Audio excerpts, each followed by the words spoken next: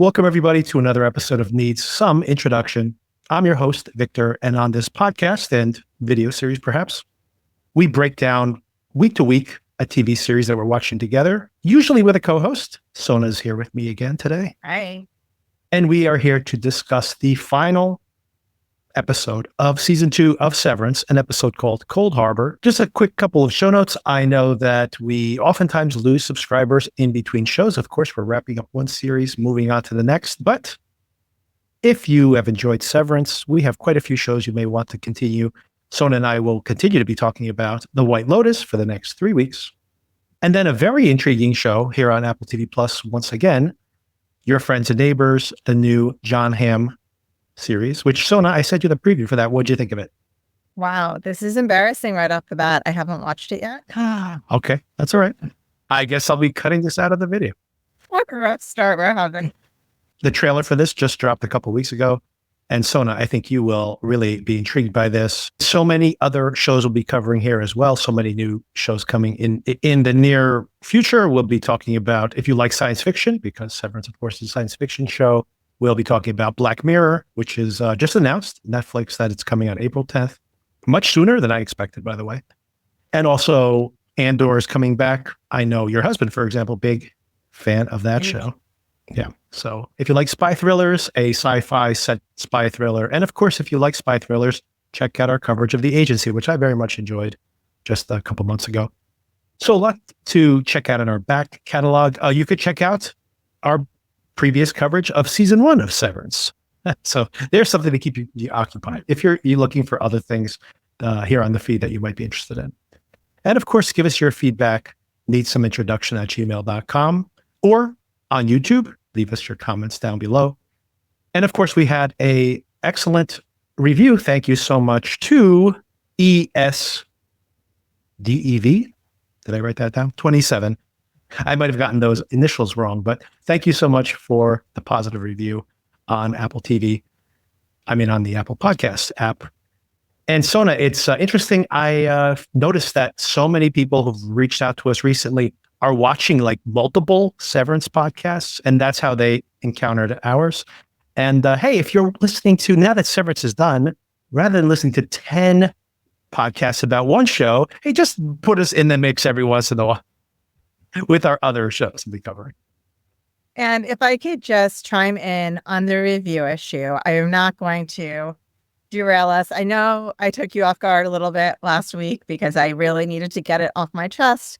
I had certain feelings about certain reviews. I just want to say how much I appreciate everyone who's taken the time to leave a review either on Apple Podcasts, on YouTube, or by emailing you. I said before, and I'll say again, I think when you leave a positive review, it's done completely out of kindness. It's a very selfless thing to do, to take time out of your day to share positive feedback. And it's very, very much appreciated. Everyone had a lot of really kind, sweet things to say. And please know how much every single one of those comments made my day. Yeah. Thank you so much once again for all that feedback. I have my notes, Sona. Many notes. Here's my notebook, which is disappearing through the weird effect here. Oh, by the way, the background I have here, I last week went out to the Lumen facility here in New Jersey. Visited there. This is actually a night shot when we were leaving, and have some, maybe make some YouTube shorts out of it. Went inside, and very cool what they've done inside, created this urban space. It appears that they started shooting a lot of the interiors when it was still pretty empty. And now I assume when they shoot there now, a lot of this is CGI to make it look the way it does on the show. But it's very recognizable as the Lumen facility, and a very cool location as well. So keep your eyes peeled for more YouTube content covering all of that. All right, Sona, let's start with, as I mentioned, Cold Harbor, the name of the episode, directed by Ben Stiller, as we'd expect at this point for some of these really important episodes. What were your general impressions of this? 76, indeed it was 76. It was including the featurette at the ending and the previously on, a very long previously on. It was like 85 minutes long. This is a very long episode of television. What did you think? I loved it. I really, really loved it. I do have some constructive criticism, maybe, about a couple of aspects of the show. But all in all, I loved what they did. I think there were parts of the episode that were really funny. There were parts of the episode that were heartbreaking, which is the word I read online as how critics described the finale. And there certainly were heartbreaking moments as well. I mean, I just felt like I went on a whole journey during this 70-some minutes of every emotion you could possibly feel. I think they packed a ton in, and I'm really happy with how they left things for season 3. I think there's a lot of ground still left to cover with where they've left this story. So I'm excited to see what comes next, and I'm generally pretty satisfied with this season. What were your feelings? Yeah, I'll leave some nitpicks for the end, which I think you'll probably agree with. Most of them, I definitely had issues with parts of the episode. I didn't mind that it was as long as it was. I actually had suspected there would be so much plot and so many revelations and so many locations we were going to, which the show was not at all. Instead, it kind of luxuriated in these specific, very long scenes. Yeah. But I like that. I like what they spent the time on, the character development, more the focus of it. And as you mentioned, there's all these new potential directions for the following season to go into. So I think they left it in a really good place. I do have some issues with this episode, and maybe now in retrospect with the season as well, and which were kind of exemplified here in this episode. But overall, I thought it was satisfying. I think the audience will mostly embrace this.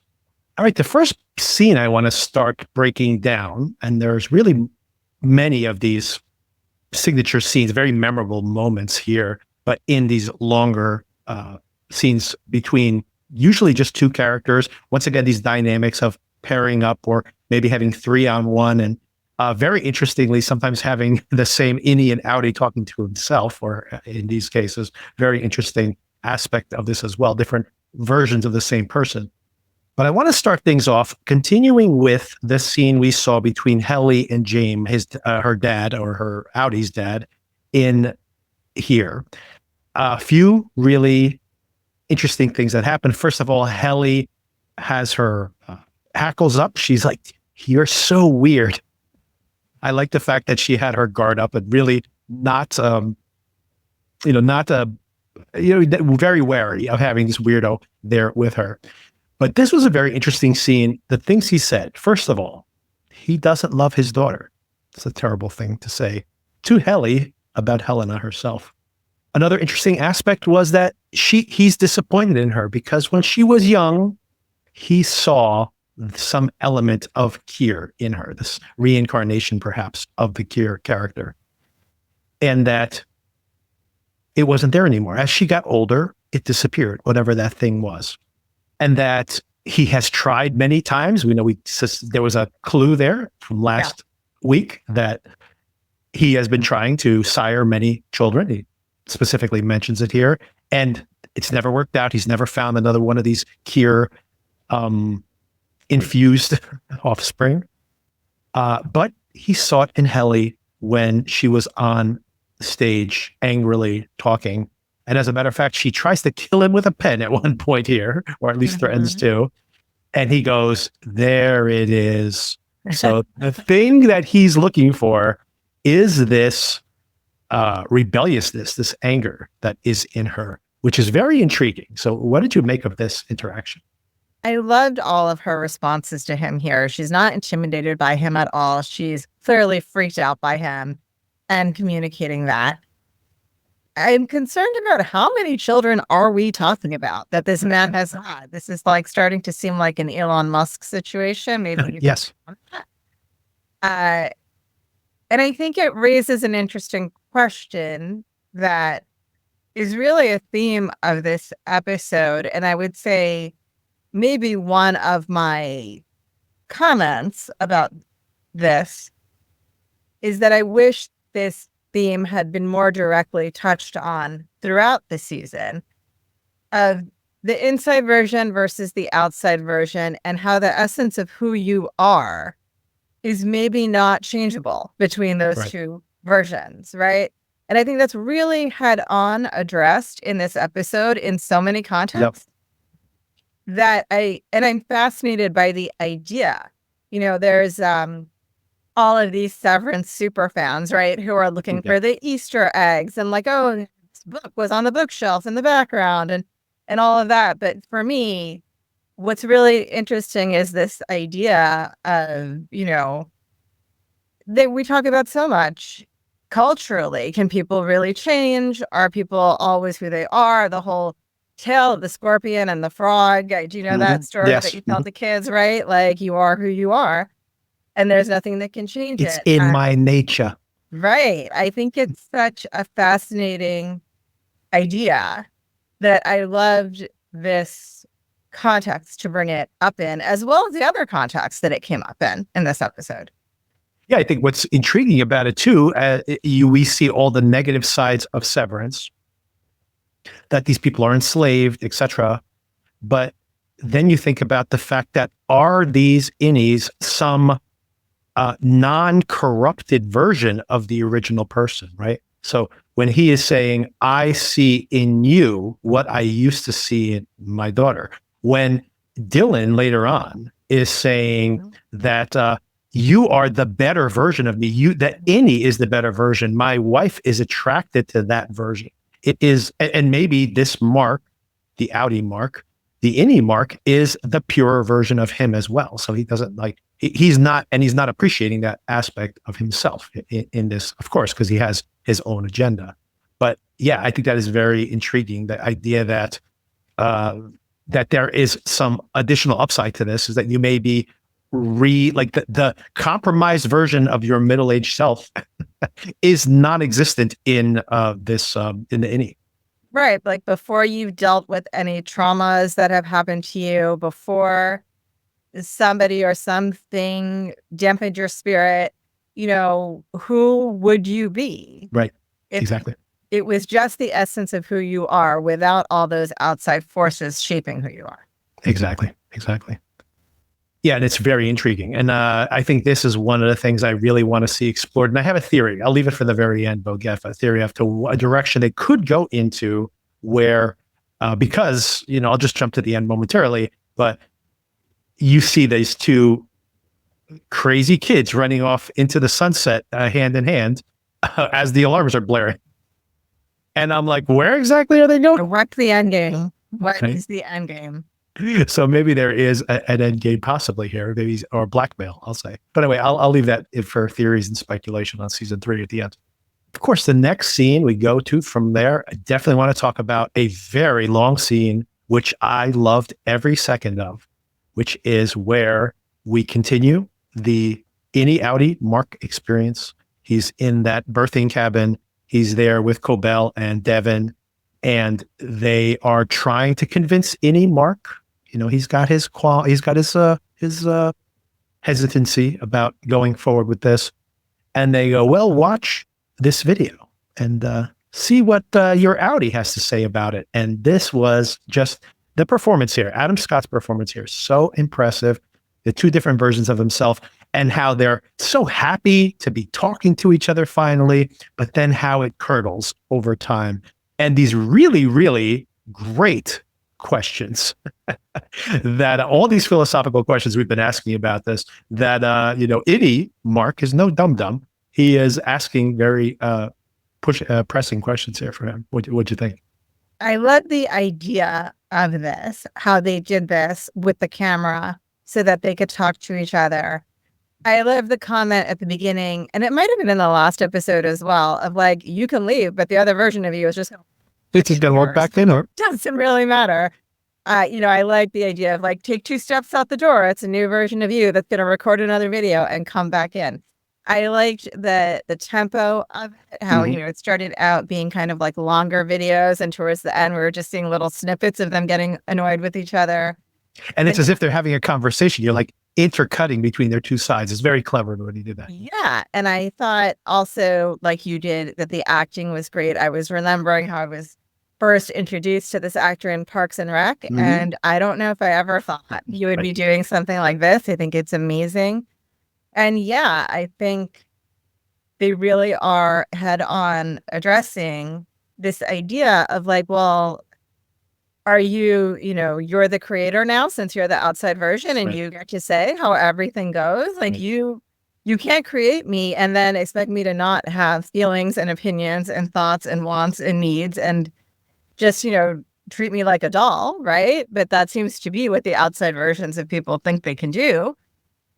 So I liked all of it, with my thematic thing being like I think they started all of this really well in the first season. And we had talked about this a couple of episodes ago with the protests about the severance and the political candidates. And I feel like I would have liked to have seen that worked in a little bit during the season because this feels like a lot to do now, as much as I enjoyed it.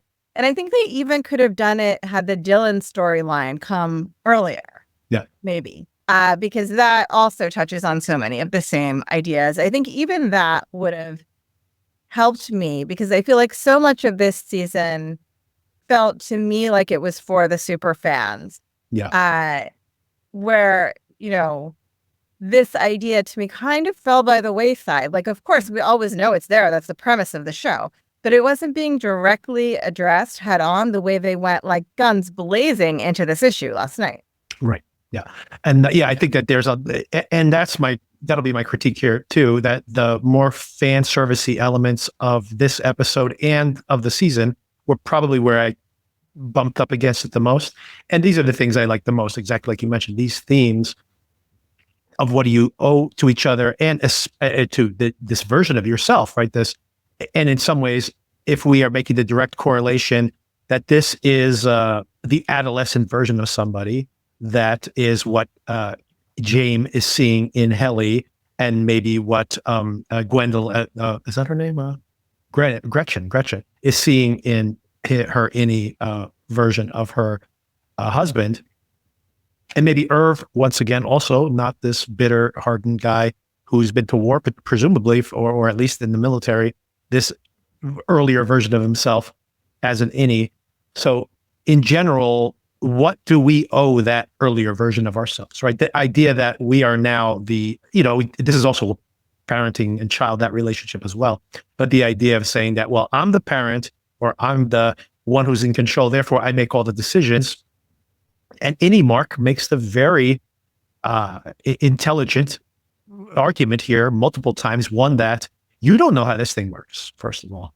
Second of all, the idea that what am I just going to be a bunch of memories in your head? Like what happens to me, to my agency?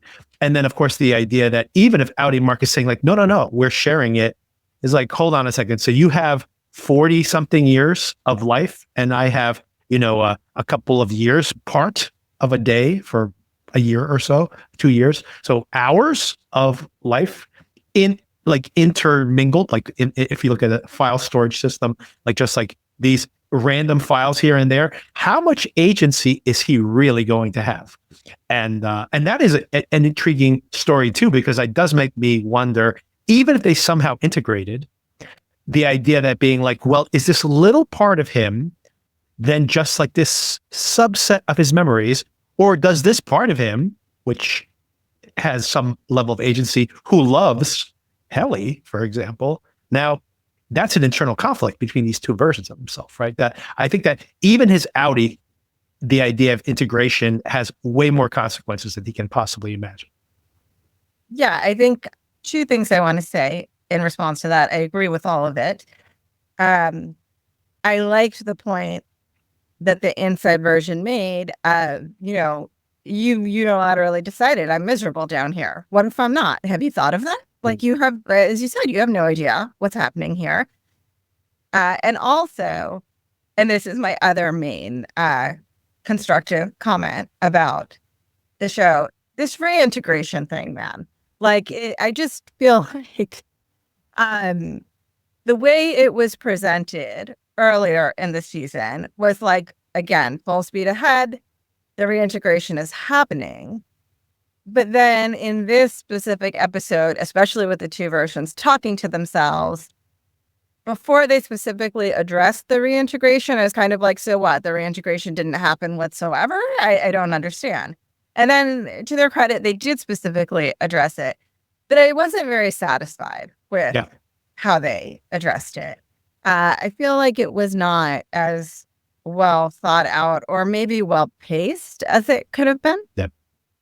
Yeah, I think up until, if we were to review the series through the prism of this episode, exactly what you just said, through the reintegration moment, the show is extremely well paced. And then we have the Orkbo, which of course is like the conversation moment for the season.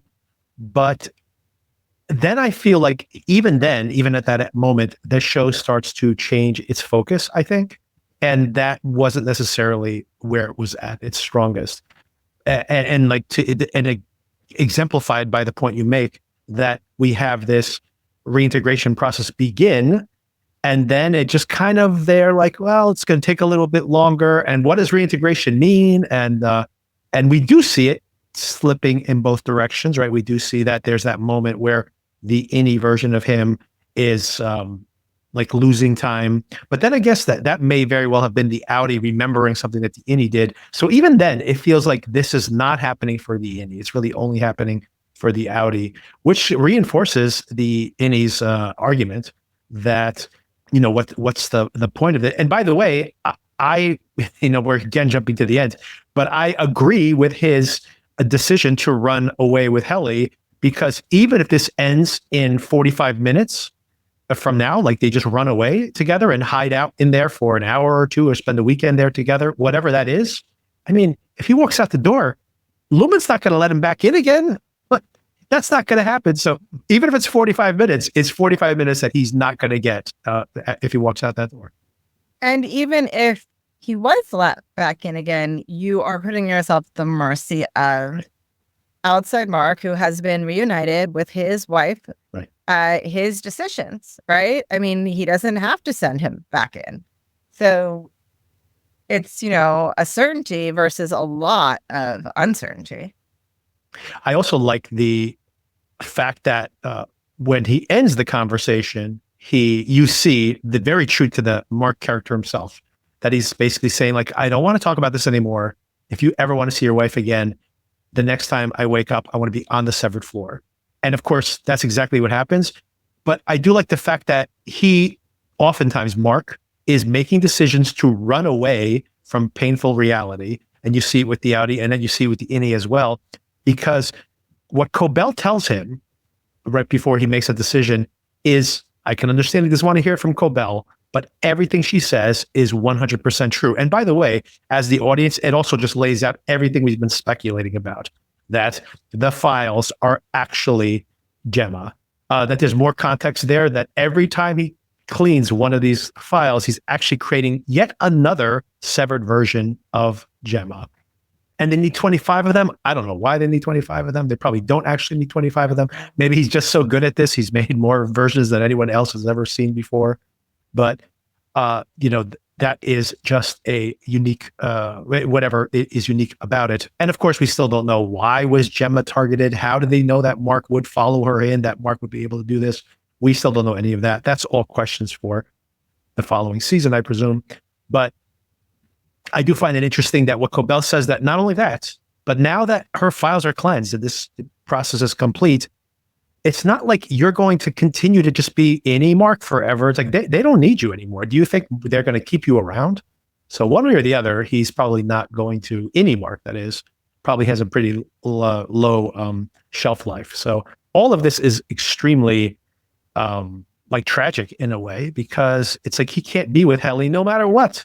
They're not going to let Helena Egan continue to have this innie Helly just to have a romance with the innie. Like that's not going to happen either. So none of this seems to be. Why would Helena want to? Right. It's like this. Yeah. Why would she go back in ever? And they're not going to just let her stay down there forever either, because they need her to be the CEO when she exits the building. Right. So none of this is going to end well. There will be no honeymoon ending for you, Marquez or Helly. So here's my question about how this all worked with Gemma. Mm-hmm. I understand it conceptually, I think. Ms. Casey Was she created by this process? I don't know. What's weird about it is when you're on the severed floor, you're severed. And we kind of speculated on this. When you descend, then do you become another version, or do you become your outside self? We know it's the outside self because when Miss Casey descends downwards, she becomes Gemma. And of course, we see it here too. When Mark descends, he turns back into his Audi. So the elevator is just a switch on, switch off. Now, I don't know if Miss Gemma, I should say, if Gemma has some additional aspect to the implant that allows these creating of these different selves. I'm not sure. I'm not sure how that works, but I don't think that Miss Casey was just one of the rooms she walked into from the refining process or whatever they call it. Yeah, I don't think so. I assume that she probably just got a regular severance. She goes down to Here's a 9 to 5. She just goes down to it. She's Miss Casey in that floor. And then the cleansing of the files, however that works, is to create these other versions of herself in all the rooms. Yeah. But basically everybody gets the generic severance is the Miss Casey. And then the whatever is additionally happening with the cleansing is allowing her to enter these other rooms and have these different versions. I mean, this poor woman, they're asking a lot of her. She's got to be Miss Casey plus 25 other 25 other people, exactly. And each one of them is has her own personal hell she has to live through. But a couple more things about the interactions there, specifically with Cobell. I loved how they are together because, of course, he has this toxic relationship with Cobell. Cobell does the, tough love thing and also, calls him out on the fact that he, there's not going to be a honeymoon ending for you. But then in the final moments when he really loses his cool, she once again says, I care for you, Mark. And I really think she meant that. And we've seen it multiple times. I think when I rewatched, I was surprised actually in episode 2, maybe of my season 1 rewatch, there's a scene where she's at the window in her house alone and Mark is coming inside and she's standing by the window crying, watching Mark.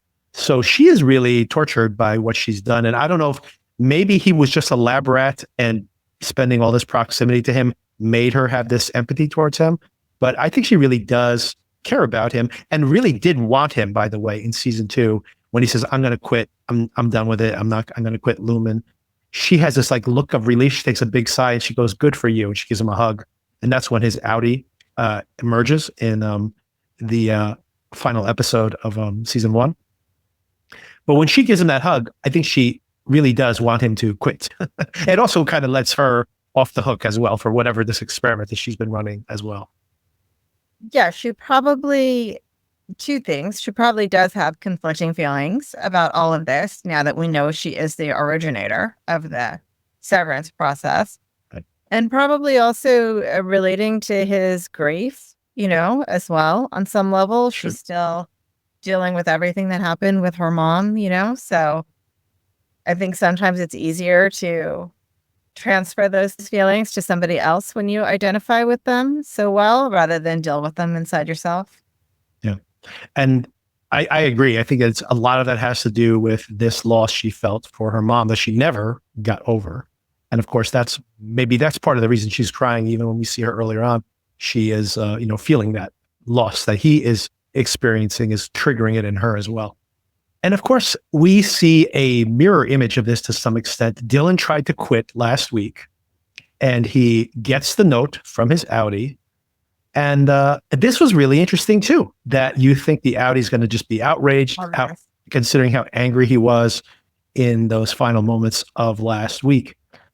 And instead he says, look, if you really want to quit, then that's okay. You can quit. But you are the better version of me. And it makes me feel good that you exist down there.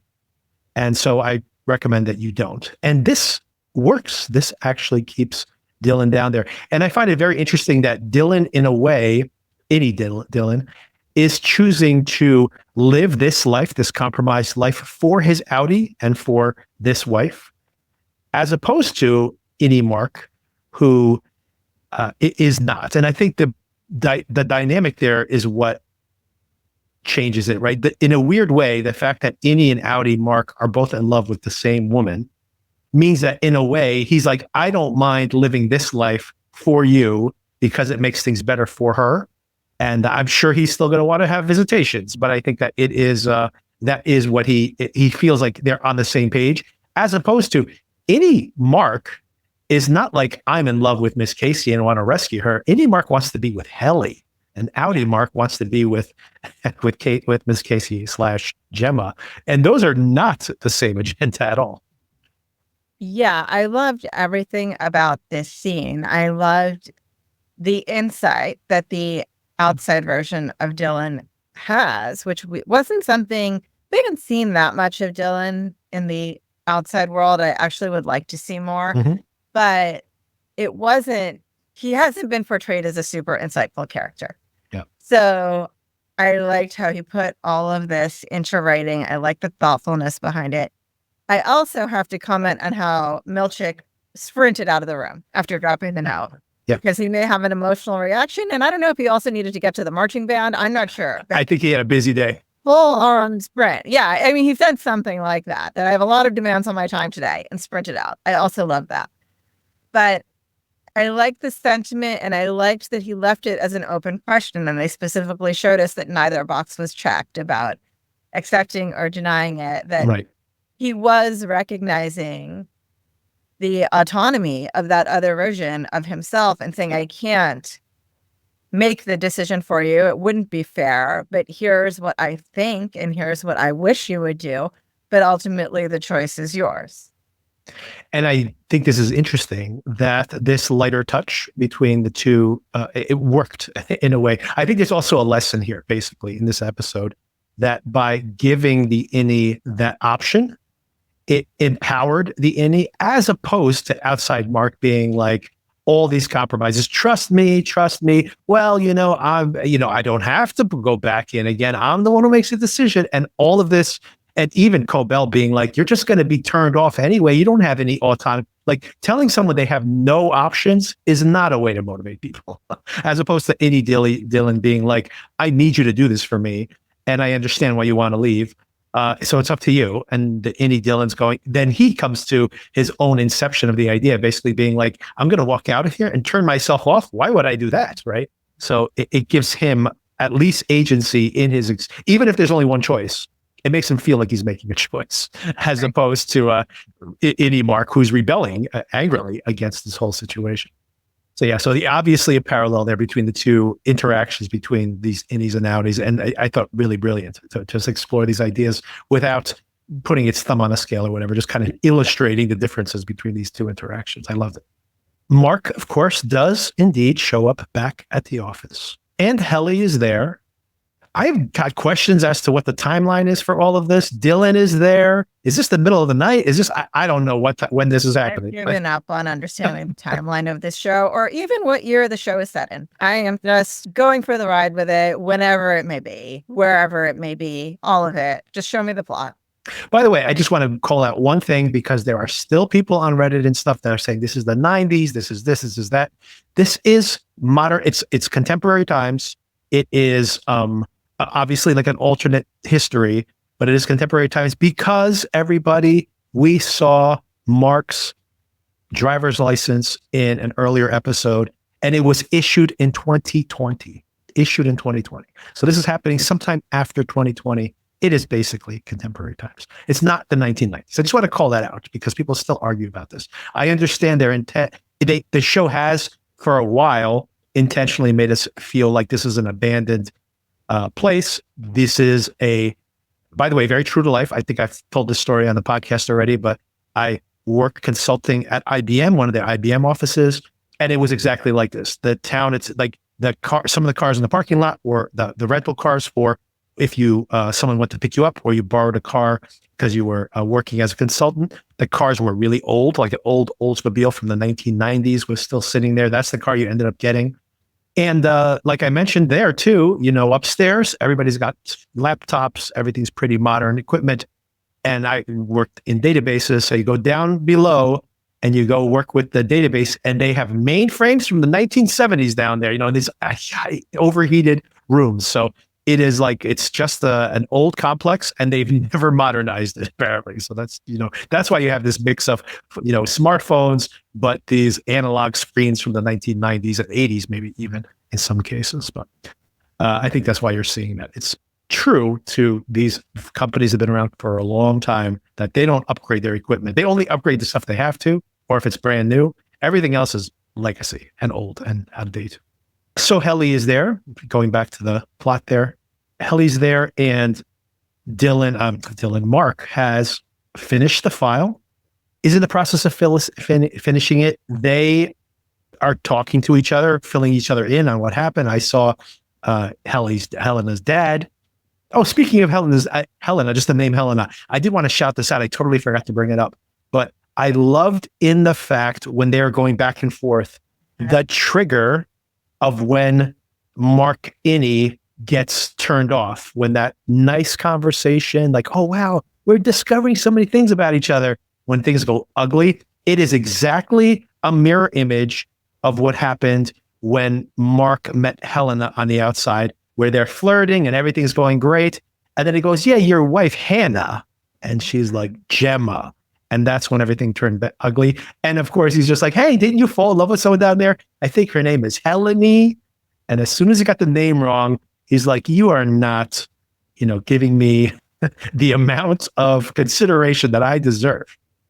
I'm with him as someone who has struggled with people properly saying my name my entire life. I get it. Sometimes it just flips a switch in you. But there he is with Helly, and Helly is doing a really good job of getting him to comply with what they want.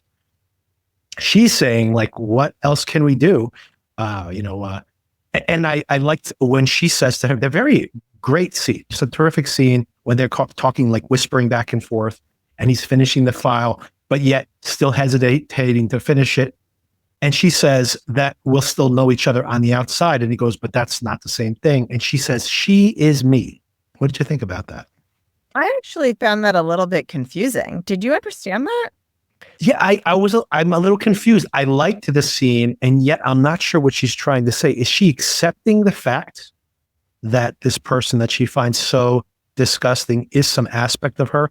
And did the conversation with the dad somehow force her to make that revelation about herself, and maybe be a little more empathetic towards that version of herself on the outside? Maybe hearing this guy say, I don't love my daughter, and then her realizing, like, oh, I think Helena is this monster on the outside. She's just an unloved girl. Well, how would I feel in that instance? So maybe she is acknowledging that they have more in common than she would have definitely earlier in the season, where she despises this outside character. I think that interpretation makes sense. I wouldn't have expected it in the context of that specific conversation. Right. So, yeah, I didn't quite know what to make of that comment, to be honest. But doesn't she have to, isn't she just trying to accept it at some point? Because she has to understand, if that file is complete, is Helly, why would they keep Helly around? Like, what's Helly there for? Doesn't make any sense. And she already knows that her outside version of herself could care less if she drops dead. She's like, as long as you don't injure me, which of course she can by injuring herself. But, there's nobody's looking out for any Helly. So does she just know that there's a expiration date on all of this? So at least we could do this? Maybe. I don't know. I don't know the answer to that one. I know. It is. I do know that I love the card that Milchick gave to Mark when he arrived. Have I skipped ahead with the card of that signed "Love, Mr. Milchick"? No. He's there. He's back already.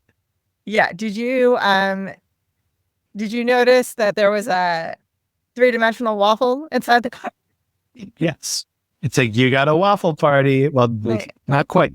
A waffle party. So what we got ended up being way beyond what a waffle party is. But I love the idea that he's trying to bring some humanity to this by giving him the card, signing it "Love, but Mr. Milchick."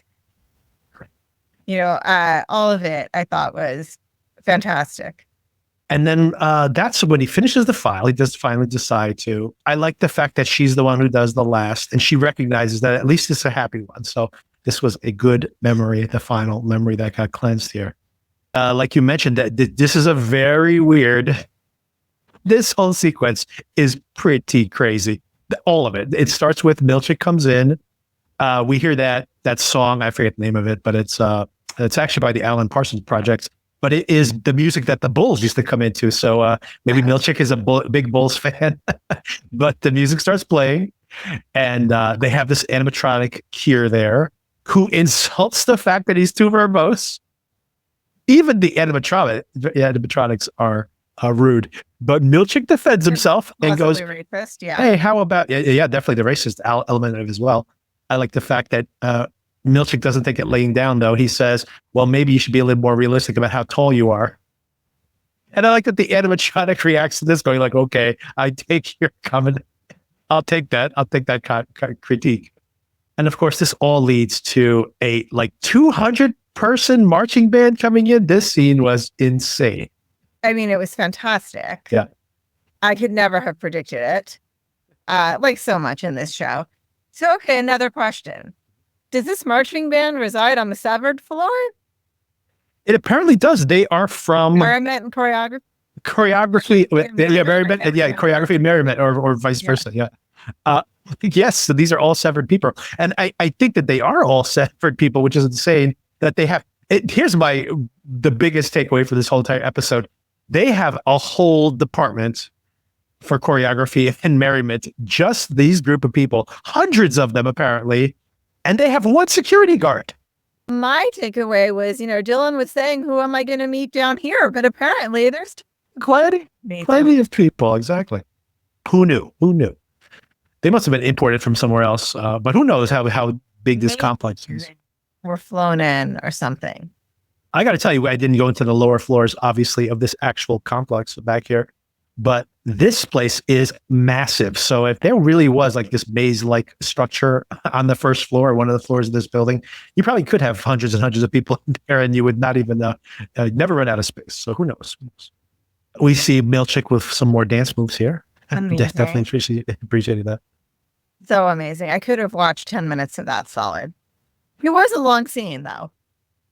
Did you recognize this song? I tried to track it down. Apparently, they say it was an original composition for the show. When they first come in, that seemed like a recognizable song that I've heard before, and I could not place it. Maybe someone will track it down. Yeah, I don't have a specific recollection of it. I think I was too overwhelmed processing what was happening. And Helly says, we got to get out of here. She grabs his walkie-talkie, runs into the bathroom. He goes in after her. She's able to lock him in there, hold the handle for just so long. But of course, Dylan has arrived in the meantime and brings the snack machine. Says it again, exactly. And Mark, of course, has taken the map and is trying to find his way to that hallway. Oh, another thing I forgot to bring it up earlier, the map to the hallway.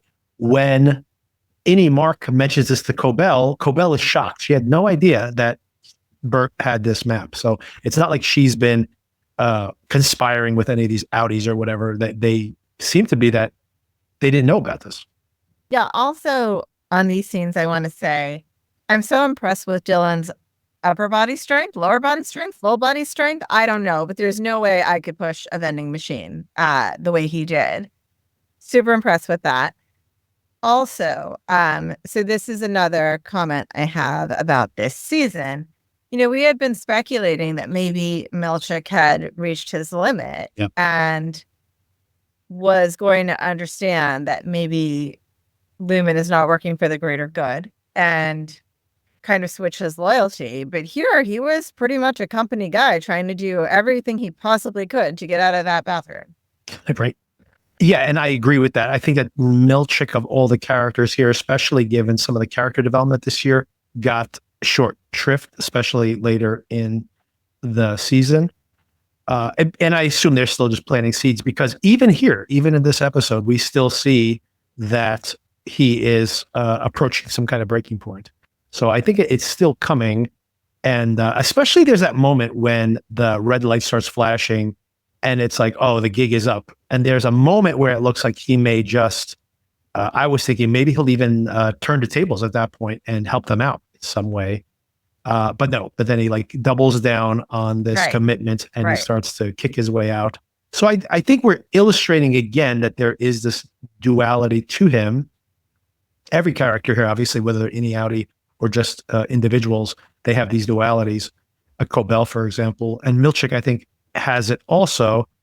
But I don't think that I don't think that they've developed him enough. I think this is all setting up for season 3. It may be part of an arc. It just seemed like such a huge way to double down. Yes. That I was kind of surprised about it, given what we've seen for his character this season.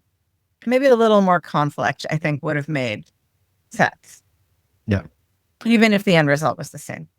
Meanwhile, during all of this, a few other things are happening in parallel. First of all, Gemma's getting ready for her final entry into this cold storage.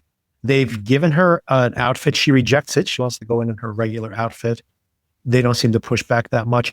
Drummond has found this like secret room where James is sitting there watching this. Is the only people who are watching this apparently. So once again, I wonder, maybe I'll leave that for later. I do wonder how many people in Lumen know about this, what's happening here. And maybe that's why there's such a lack of security, but because this is all happening nefariously, even within the organization itself, because man, these people need to get higher security, especially after the Ortbo and the end of season 1. You figure they would have had some more. Maybe just shuffle the people you have even. You don't necessarily have to hire somebody new, just, it's kind of like the White Lotus situation. You just got one guy in the security booth. When he leaves, there's just nobody there. But I think, unless I'm jumping ahead, what they wanted Gemma to do was put on the coat she was wearing the last time she saw Mark. Interesting. Yes, maybe that's what she was wearing. And that back to that scene of her saying goodbye to Mark in their house. Maybe to make an additional connection to, yes, that would make sense. Yep. And that final room that she goes into is to dismantle the crib that we saw him struggling to assemble in that excellent Miss Casey episode.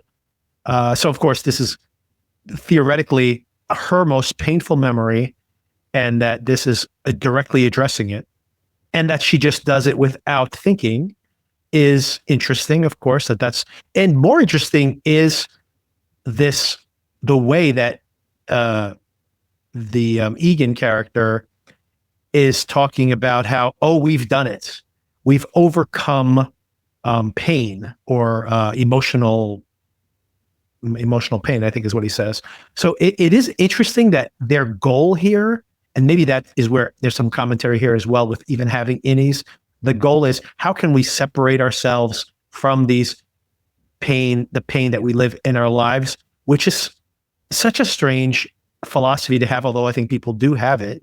This idea that if you just outsource your pain and all the inconvenient things in your lives, isn't that what makes you the person you are to some extent?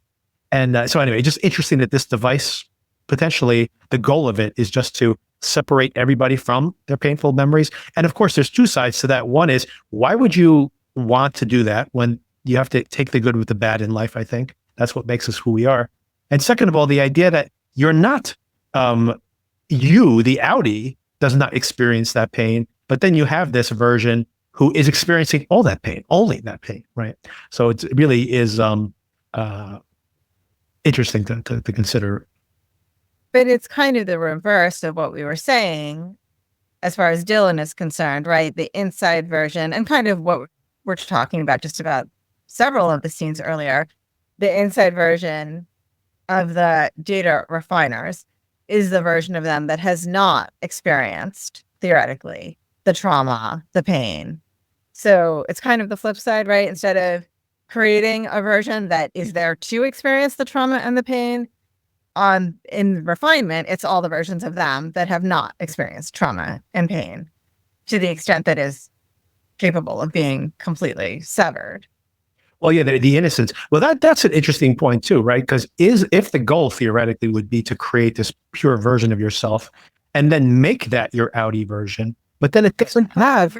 You turns into the inside version. Right. Right. But then you also that inside, the only trick there is it gives you a pure version of that person, the more uncorrupted, let's say, version of that person theoretically, but it simultaneously doesn't have that context, right? So it's like, for example, Inni Mark, of course, is separated from the pain of Audi Mark, that loss that he suffered, but that doesn't mean that now that person can go out and be like, see, you're cured. It's like, how is it cured? I don't have the original memory. I'm not the same person anymore, right? So it's an interesting duality there. And of course, the opposite, where you'd have someone only experiencing the pain, like you have somebody only there for the childbirth, and then you turn them off afterwards. So it's just like this person has only had this discomfort, and but then made a life out of it, and then when you're done with them, you just turn them off, which is of course the cruelty of it. I mean, that poor version of Gemma that was like, wasn't I just in the dentist chair? I don't understand. Why am I always at the dentist? Right? Exactly. I do want to say, I've talked before about my experience with infertility, and having this be the final test. Yeah. As someone who has not been there in this exact context, but a very similar context, breathtakingly painful, like the cruelest thing I could possibly imagine doing to a woman struggling with infertility. I understand why that would be the ultimate test. It makes sense. It tracks. But I just have to say, the cruelty of this to me is mind-boggling. And the fact that she doesn't react to it, she just does it. Yeah. They even compliment themselves about it, like the boundaries holding, right? That they're so proud of the fact that they're not seeing any emotional reaction on her part. And then, of course, Mark makes his way to, he thinks he's at the right door. He's not quite at the right door. I find this sequence funny where Drummond, who has, now we find out what the goats are for. Pretty anticlimactic, I got to say. The people who have whole podcasts just speculating on what is the true calling, what's the true nature of this goats, I've got to be very disappointed to be like, they're sacrificial lamb / goats. I was so pleasantly surprised by the ultimate conclusion of the goats. I really, as I saw them, I saw the one kid. Is that what it is? Kids, yes. Kid? Yeah. As I saw the kid in the cart being wheeled down, I was kind of like, here we go with the freaking goats again. Which was the teaser, by the way. Apple had a teaser earlier this week with just the goat, right? And I was very satisfied with how it all worked out with goat. And with the goat herder. Yep. Amazing. What a comeback for her. Yes. No more killing. Yeah, so this whole sequence is pretty fun. I agree. I think it's kind of anticlimactic, and simultaneously it doesn't put the show in some crazy, like people are like, they're cloning people. They grow the goats and then they become the people. Like it's all these crazy speculation. And it's like, nope, it's some kind of religious imagery there of the lamb. Not that, I guess it's ironic because the goat herders, right? But it's in the little image we see, it's the person being led by the goat. So they have a goat. It's like almost, I guess, like when the Egyptians used to bury their dead with some kind of animals as well to like help be their pets in the afterlife or whatever. So they breed these goats. They look for the ones that have the most wiles and the most vigor. Is that what the ones they were talking about? And then they bring them there. But it's interesting, some of the clues there where she says, no more killing. How many more of these do you need? Which indicates that they've been killing a lot of people. This isn't like the second time she's done this. It sounds like she's done this a bunch of times. She's tired of the killing. So how many people sacrificing her favorite goat time and time again? But each one of those theoretically is a person that's attached to them. So how many people have been killed along the way? Right. So this is extremely nefarious, where they're murdering people after they're done with these experiments. So if we needed any proof that Lumen is extremely bad, this is a part of that. And of course, they're sacrificing her, saying she is all for the greater good. Like she's this is all hers. She's going to be led to Kier. I had a question about all of that, though. Maybe we'll leave it for the end. But if they're killing all these people, I don't know. Like this is, in a way, it worries me that the mythology is that they are murdering all these people. And why do they have to kill them, right? I mean, I guess you don't want, other than the practical fact that these people are going to walk out into the wild, to go out into the outside world and say, you know what happened to me while I was in there and this leaking out, do you think they're just pragmatically killing them, or do they need to extract? There was something about extracting the chip, which kills them. Do they need the chip back as part of this process? I guess I got the sense that they're continually working to improve the chip, and when you remove the chip, it kills them, I guess. And we do see that in the actual chip being removed from Mark's head in the trailer itself. So maybe that is something that is being teased, that eventually the chip will come out. And I assume in Mark's case, he might survive it. And maybe that's all set up for season 3. Maybe they're teasing it out even there in the trailer. But I was curious as to, like, do they need to remove the chip? If the chip kills her, do they need to remove her chip? Because when she walks off the severed floor, like all these other severed people, and apparently there are thousands or maybe even more people around the world who are severed. So people know what this procedure is like. I assume these people haven't all died. That would be very suspicious. So only some of them have died. Anyway, so I guess that all is one of the big mysteries that I need to understand more of in season 3. Why does she need to die here as part of this end of her? And of course, because she's been participating in this, assuming, I'm sure they've made promises to her for some things. She's not thinking she's going to be dead at the end. I mean, explicitly, they tell her she's not going to be dead. They tell her she's going to be reunited with Mark. Right, exactly. I don't know the volume of people we're talking about, because it seems like, they created this Miss Casey persona. Why can't she just live as Miss Casey for the rest of the dream? I think it would be less messy to actually killing her. That's what's odd about it. Yeah, and I mean, and to the outside world, she is dead, right? They could just leave her down there as a permanently severed person. Yeah. So I guess we will have to learn about that later. But Mark, follows the instructions, ends up at that other door right across the way where Drummond actually is. I like him trying to doing some physical comedy here, trying to crawl, push the frame open or something. I'm not sure what he's trying to do. And Drummond comes out and attacks him in the hallway. He's much bigger than Adam Scott is, swinging him around like from one side to the other. And just as he's about to beat him to death, that's when the Gwendolyn Christie character, this goat herder, she intercedes. She has the gun that they used to kill the goat. By the way, this goat is adorable.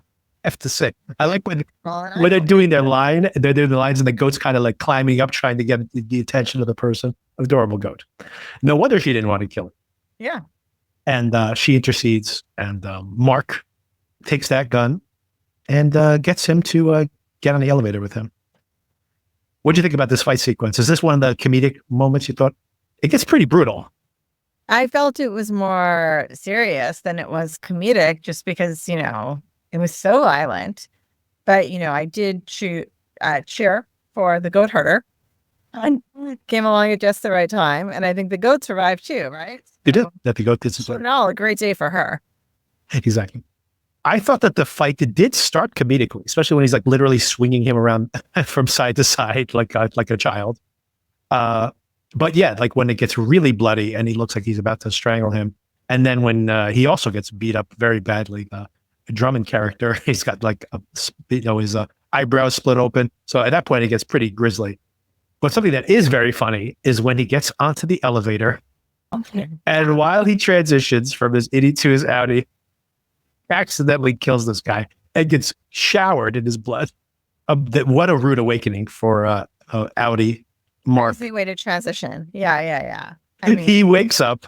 Oh. The last thing he did was get out to the elevator to go to work. Right. Now he's holding a gun to someone's neck, getting showered in blood. Could you imagine? You're like, what? How did we get here? Yeah, the context cues of that are not really obvious. He steps off the elevator. Pretty soon he's like wandering around. What am I going to do? Of course, he recognizes the doors with the different files he's cleansed. So immediately he starts to run around looking for that cold storage room. He finds it. So wait, something I liked about this and about other moments in the rest of the episode too are, remember in the very first episode of this season, he's running down the hallway. Yes. Like really, like the music was very happy though in that scene. Yeah. I liked the music. Very jazzy. Like, it felt like zany almost the way he was running down on the hallways, but I felt like they kind of brought it full circle with the end of this episode, and everybody's running down hallways, and it's much, much more serious. Yeah, there's so much hallway running here. And I think definitely you think about the very first episode and that very long sequence where he's running and running and running through those halls. Yeah. We joked about it when we were doing that coverage. Like, is this how 5 minutes of running through the hallways? I also like the fact when they actually teased that, they dropped that on Christmas Day as a little Christmas present. And it was whatever, 8 minutes long, and 3 or 4 minutes of it was running through hallways. I'm like, well, they didn't really tell us that much. But yeah, definitely mirrored here with all of the running through hallways when he's like trying to remember or look at the map. And I never thought about that, by the way, the memorization of the map, getting to this location. And I'm like, just use the map. But even if I had the instructions in front of me, now having to reverse that on the way out, like that's a daunting task. As he gets to the cold storage room, Sandra Bernhardt is there. I like how she's like, what are you doing here? And he's like, open this door, open this door. She's just like, F you. And then she just starts screaming out, it's the spouse, which was one of the relatively few comedic scenes towards the end of the episode. Or I guess there was a lot of very darkly comedic scenes, I would say, towards the end of the episode. He does open the door innovatively, thinks about like, well, I do have all the Drummond's blood in my tie. I can use that to get it. And I also felt like this tied back to how Mark and Gemma met donating blood. That there's kind of like a theme. I didn't think of that, but that is interesting. You have another blood connection there. And he walks in there. She has 5 minutes of memories at this point. And he's like, I'm here to help you, even though I'm soaked in blood. Trust me, it's okay. And I take my hand. And I just got distracted there for a second because I suddenly was remembering how sweet it was when Helly and Mark earlier were talking as he was finishing the file. And he's like, what are you thinking about? And she's like, I'm just trying to remember any other places I know. Because remember, they asked them like how when she was first born in that beginning of season 1, she has no memory of any location. So she understands what these a country is, etc. But they don't actually have any knowledge. And I guess it's seeping back in little by little as they last longer. More of these things come in. And she can think of only I like that she can only think of a state and then she goes Zimbabwe and the equator. And the equator. I love that. And they're like, what is the equator? And she's like, I don't know. Like it might be a building. It might be a building that got so big it turned into a country. Yeah. So all of that was very cute. And of course it pays off at the very end. Yeah. But I just suddenly remember that for some reason. And but he's reunited with Gemma now. My heart was literally racing in my chest when he couldn't get her to step out into the hallway. I'm like, oh my God, just step into the hallway. So many thresholds involved. Yes, so many thresholds. Yeah, exactly. Yeah.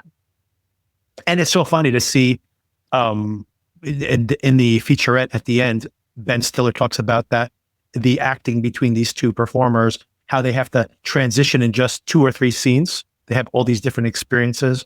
So you have, she's on beyond the threshold. He's trying to coax her out.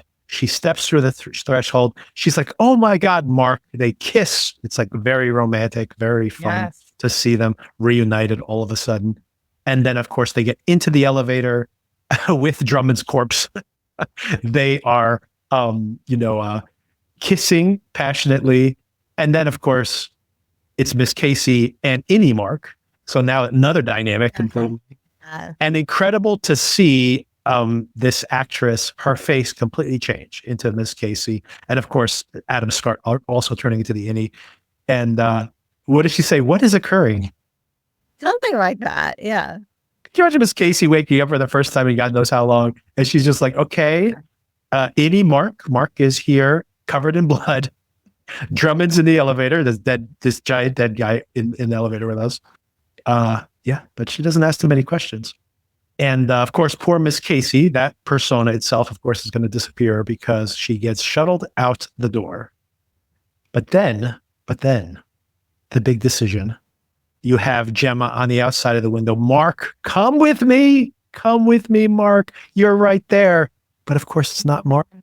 Yep. But it's not Mark. And Mark makes a different choice because he hears Helly call to him. She's there just to help him. She's just there, I think, just to encourage him. But that's not what he does. Well, she never actually tells him to go. That's true. Yeah. But I mean, she told him to go earlier, that he had to do this. But in that moment, she just kind of smiles. She has that Helly smile, and they run off. Those crazy kids run off together as we see Gemma basically in the background, freaking out, pounding on the glass, and holding hands, running away, like just two crazy kids that have not a care in the world, or maybe just a nihilistic ending for them in a way. For a moment, they're both smiling, but then by the end, they're serious again. Yeah. Because what's the plan? What's the plan? Poor Gemma screaming in the back. I hope she gets out. Yeah. So maybe that's where we leave things. So, I mean, she doesn't know where she is or why she's there at this point, Yep. Go up, go down, who knows, right? Well, I mean, she literally tried to, think about it, the Gemma persona, almost killed that doctor recently and tried to escape. So this is just a continuing. Band-Aid on his head? Yes, yeah. With the little drop on it, the little branded. Everything's branded. Yeah, so let's start off with nitpicks and questions I have. First of all, I actually shared all my nitpicks while we talked, so this is your time. I have a couple, but questions I have for you too. You already brought one up right now, which is Gemma. She's outside that door. Is she safe? It's like we're like, oh, now she's safe. She's safe. She's on the Lumen facilities, right? She's got to get the heck out. Yeah, she has to run away as quickly as possible.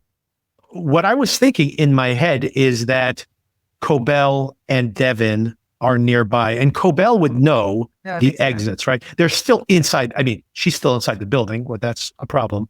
But it was part of the plan was like, you're going to take her to the exit stairway. Right? Exactly.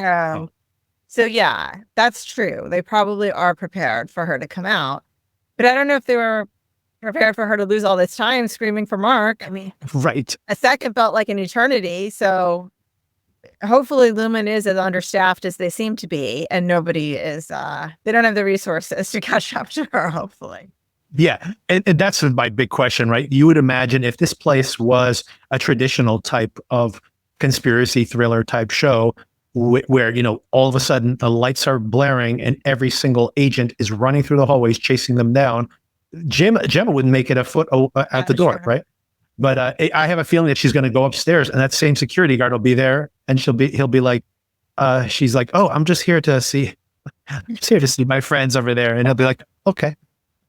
I don't know what Cobell's status is at Lumen right now, but it's possible, like the way she said, for Devin, she's one of James. Maybe she has some excuse for why she needs to get Gemma. I don't know. Or she's going to yell at the security guard and just walk her out of there. And the security guard's not going to know what to do. And is going to call maybe Milchick or something. And Milchick's got his hands full right now. So, but that was going to be my general question, was just like, do you think that I'm pretty certain that Gemma's not going to be immediately swept up and brought back in there, that we would make this entire season practically feel like it was unnecessary. So I'm pretty sure that's not going to be the case. Agree. And I think the possibilities for Gemma in the outside world are so great for season 3, right? I'm not sure what will happen with Mark, but of her now being out there and trying to process everything that she's been through and rescue Mark, possibly. Mark. Sorry? And maybe needs to rescue Mark here now. Maybe the shoe's on the other foot. Devin and her working together. I mentioned this in my analysis episode, but when Mark, or maybe I mentioned it in our conversations as well, when Devin asks Mark, who am I? Just to test that he is actually Audi. He smiles at her and goes, Persephone. Right. And Persephone, of course, is related to, was abducted by Hades and lived underground and didn't know that she had been trapped and is rescued later on. So the myth of Persephone ties into the show. But now maybe this is a reversal where we're thinking like, well, Persephone obviously is Gemma who needs to be rescued. Maybe Mark needs to be rescued by Devin in the next season. I think that's definitely the direction they're going to go in. I can see that. It wouldn't surprise me. If Gemma's out, though, they obviously are going to have some, maybe they use Mark as a bargaining chip, because if Gemma is now out, she can blow the whistle on Lumen big time. But I guess there are ways that they can manipulate her.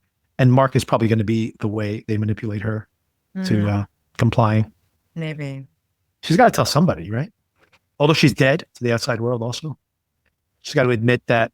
I mean, those are the questions that we have to understand is how did she get recruited? How did Mark get recruited? How did they know that the two of them would work in this regard? Maybe there was some kind of screening process, but how complicit? Her bones of it coming from the fertility clinic and the things she got in the mail to fill out. Yeah, those cards that she somehow was able to interpret probably correctly. But yeah, how would they know that Mark would? Because Mark's the one who's cleaning her file. So how would they know that? Unless it was just luck that he actually fell into their trap. But it feels like maybe it wasn't. Maybe it was all nudged in some way, and having Cobell live right next door might have been a way to nudge him in that direction as well. So that's all needs to be explained a little bit more. And what was Gemma's plan? Like, what did she think was going to happen to her, that if she was complicit in this and allowed her husband to know she was, to believe she was dead, that's pretty damn cruel, I gotta say. There was a reference, I think, in this episode about her being kidnapped. Maybe I'm remembering wrong. I think they say it like when they were like doing a rundown, like kidnap my wife, something like that. But when the Innie and Audi were talking to each other, but was it a kidnapping? It seems when she walks out in that flashback that she knew she was headed. Not this specifically. Down on, because we talked about at the time that that scene could be read either way. Yes, I mean, I guess there's a way to read it, because I was torn on reading it that way as well. I guess you can read it that she's just feeling like, oh, there he is again. He's just kind of lost in his thoughts, and she's just acknowledging that they're in an awkward place in their relationship. But there seems something about it. Like there was more portent to that scene from her perspective. It wasn't just like, this is the last time I'm going to see her in the context of the show. She seemed to be like communicating something to him there. So she knew something was going to happen. I'm not sure exactly, but I mean, if she knew that they were going to fake her death and everything, that's a really cruel thing. Yes. Oh, and here's the theory I was going to posit at the beginning with the whole Helly situation. What's interesting here is we know that the innies can live on the outside because of the Glasgow block. So thinking about this too, the way the outside person can be on the inside and vice versa. But go ahead. Yeah. Yeah. So we've seen Helly go from one to the other, or Helena, I should say. But we now know that James does not love Helena and sees Helly as the actual inheritor of the mantle of this philosophy, cult, whatever this is. So if he wants Helly, then does Helly want Innie Mark? So now, is there really going to be a battle between Innie Mark and Audi Mark, where Innie Mark has an opportunity to become the dominant only personality? And by the way, Dylan might want to do that. Innie Dylan might want to do that also, to have a reunion. So is that what happens in the next season, where rather than we are being oppressed by the Lumen company, do the Innies say, we will comply with Lumen, we want to be the only versions of ourselves? Which, by the way, goes back to that. I always had the theory that Milchick is an Innie. That is, I know. Yeah. So. Well, you're reminding me too of in the marching band scene. Yes. Helly gets up on the table, the desk, I don't know, right? And she's saying like, they give us half a life and think that we won't fight for it. Like they're very much telegraphing some sort of uprising, right? In my mind, of all of those severed people saying, to go back to what we were talking about earlier, you can't just treat us like we're dolls to be manipulated. You've created a whole other version of yourself, and now you have to deal with the consequences of that. Exactly. And that, I think that's probably what's going to be explored in the next season, because and then of course, going back to your idea of like the broader culture, could you imagine that this becomes something that people are aware of? Like, we are going to free the Innies, Right. And then all these Audis are going to be like, what do you mean you're going to free the Indies? What about me? Right. So yeah, it's going to be very interesting. You know, all this talk about the civil rights of the innie is potentially going to destroy the lives of these people on the outside. So yeah, I mean, there's a lot of directions that can go with in season 3. My criticism, I'd say, of the season in general, especially towards the end, it's the Milchick thing got sidelined. Obviously, that character got sidelined for sure. I think they could have done more with that. But I also feel that after, like you said, after those earlier episodes, the show kind of lost the simplicity of you know, we could have explored all these ideas with less of the plot machinations, some of the showier things, which of course is what makes the show go viral. So I understand they need some of them, but this is a weird thing to say. I think most people are not going to agree with this.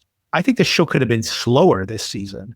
You could imagine the stakes are high enough where, for example, they had this really great cast of these other innies that were there just as a decoy pretty much, because they didn't actually come back to the show at all, even though they're like on the cast list for the entire season.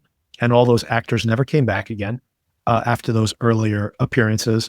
But could you imagine you had two teams of MDR, and just think about the stakes of that. Like, we're only going to keep one team of MDR.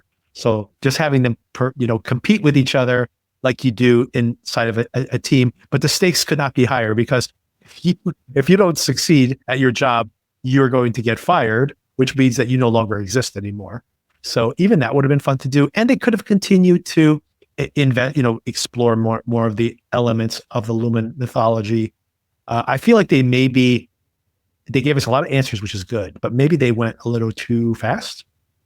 Yeah, we commented several times on how fast the episodes were moving and how much plot there was, which at the time, I have to be honest, I did enjoy that. Me too. There's a lot happening all the time. Yeah. I think I agree with you, but in a different, as I think I'm looking everywhere. I don't know if that's going to be distracting on video, but no. I agree with you. I think we're saying the same thing in different words. So much of what is fascinating here is philosophical. Yeah. Of this world that is being created with a whole other set of people that are technically the same people, that have their own emotions and needs and rights, possibly, right? Which is something that was touched on in the first season. I think that's really fascinating. And I think they gave that, I'm kind of repeating myself here, short shrift throughout this season, and then went into it 1,000% in this episode. And I love that because I'm fascinated by it. But I was kind of like, where was all this when I was looking at goats, right? Like, maybe a little less goat time, a little more on the philosophical conflict of this. And yeah, I think there was a lot done as fan service that they could have found a better balance, I think, and had both. Yeah, I think that there was a way where you could have the same revelations, like you could imagine, where there is a lot of comedy, could have been much more in line with the first season, where you have these two teams comparing notes, talking about, well, this is where I'm from, this was my experience, but then competing with each other. You can imagine like Dylan being very angrily competing with this other MDR team, but then they start to investigate this mystery by comparing notes. They're making new discoveries. They could have all this angst about, losing their personhood. The romance could continue to develop, and we could still see this Drummond character, the Cobell character, all these conspiracy elements on the outside. We could meet these people on the outside world. We should actually, but a lot of what we saw this season could have been spread out over the course of the season, and we could have ended up nearly the same place. With less of the fireworks, which of course, like you said, I enjoyed them in the moment, but I do feel like maybe they rushed a little bit, and I don't even know how long they want the show to go on for. I mean, this might not be a 5-year show, so maybe they want to get all of the mythology out of the way, because maybe they only want to do one more season. These people are all busy, so it's possible that they do one more season to wrap up. So this season had to just cover a lot of ground, so that is a possibility as well. But to your point of how they went head first into the philosophy of these characters and this situation, maybe that is all set up. These are the things that are on their minds for season 3. So maybe we will have that in the next season wrapped up. Oh, and of course, another thing we got to see more of is Irv has got to come back for season 3, right? I mean, does he? He doesn't actually, but I mean, Right. I hope he does for sure. I hope he does too. And I will say, the stuff with Dylan did touch on that.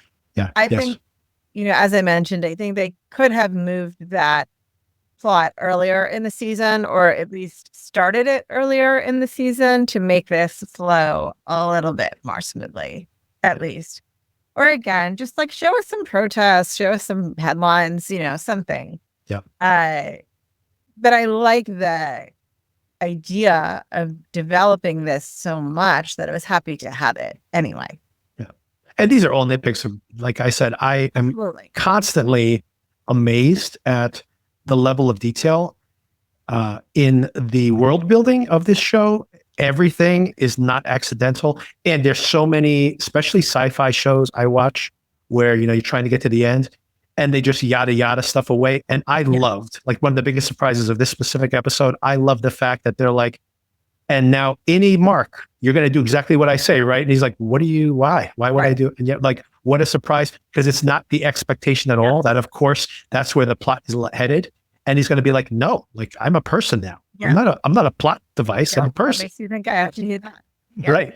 And it's it's such a great surprise there. And the show doesn't just pay lip service to it. They spent like 10 minutes on it. I thought it was fantastic. I love the fact that the show has that level of patience. Totally agree. So all of that was terrific. My nitpick that I do think is a little oversight here is, how is Lumen's security this lax? This is preposterous. They have 200 people in the marching band and yet they have, one security guard. Do they not have somebody following Mark every minute of the day? Exactly. What he's doing is apparently so critically important to their whole mission. Yeah, exactly. It's like they literally just short-staffed. I mean, maybe this will be explored. I think that one possible generous explanation of this is that this is, maybe we think Lumen is so powerful or whatever else. Maybe they are on their last legs, this old company that's disappearing. They do have this technology that they've doubled down on. But who knows that this could just be like now a mainstream Fortune 500 company that has this procedure that people sell to different governments or whatever else. And most of the people have no idea this is going on. And there's this, this old corporate headquarters where this cult that actually still truly believes in this family mythology is running these crazy experiments. And this is all not legit, right? I mean, that's the generous way to read it. This is like how the company actually runs, and we're supposed to believe that this is, I mean, you go to any corporate headquarters, like literally the building I visited, and there's security guards walking around all over the place. Like just those people would show up. Just those people would show up, much less anything else, right? So, So that all seems preposterous, but maybe explained at some later point. All right. So anything else you wanted to touch on? No, I think we discussed everything. I think overall it was a great season after a long wait. It was worth the wait. I'm excited to see what's going to come next. I think they've set up a lot of different plots that they could explore. I need to get they need to give me a better grasp on where the status of this reintegration thing is. Yes. Yes, for sure. Is that, if anything, is like the biggest question mark for me? About what's happening with that? Like, is it going to continue? Is it frozen in time as where we've left it? I don't quite get it, but I'm sure it will be explored further. I think very importantly here and this is where it feels like plots, and that's why I mentioned this for sure, where a lot of things on the show don't feel like plots. Seems like it's it's plot obviously, but it feels natural. The one thing that feels a very plot-y in this show, and it's part of a reason I bumped up against that Cobell specific episode, is making Cobell the originator of this technology, because I think that allows her to experiment with the chip. There's some other aspects of the chip. There's some flaw in the chip that only she knows about. It allows you to do that. And I think that's why you've introduced that so late in the game.